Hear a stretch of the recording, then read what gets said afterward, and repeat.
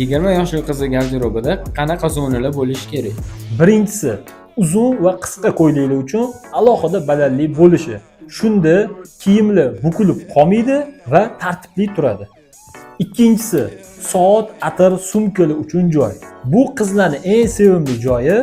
Agar shu soat, atir uchun joylar aniq bo'lsa, ertalab tayyorlanish ham bir necha daqiqa qisqaradi. Keyingi ma'lumotlarni aytishimdan oldin mana sahifamga obuna bo'ling.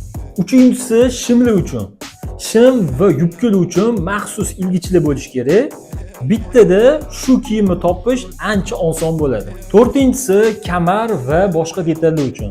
Kamar, sharf va boshqa detallar uchun ham alohida organizer bo'lishi kerak. Shunda eng ko'p yo'qolgan narsalar ham aniq tayin ko'rinib turadi. Beshinchisi, oyoq kiyimlar uchun. Qiya tortmalar oyoq kiyimni bittada topish imkonini beradi. Shunda juftini topishga vaqt ketmaydi. Oltinchisi, dazmollash zonasi. Bu bo'lsa garderob ichidagi mini dazmollash zonasi hisoblanadi. Bu joyda kiyimni olib, sirasi tayyorlab kiyish uchun yordam beradi.